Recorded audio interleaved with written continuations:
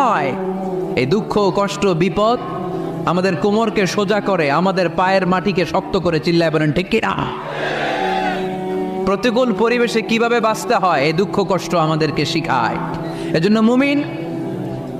মুমিন বান্দার বৈশিষ্ট্য হচ্ছে দুঃখ কষ্ট বেদনা জ্বালা এগুলোতে সে আপসেট হয় না, সে হাল ছেড়ে দেয় না, সে ভরসা রাখে একজনের উপর। চিল্লায় বলতে হবে তিনি কে?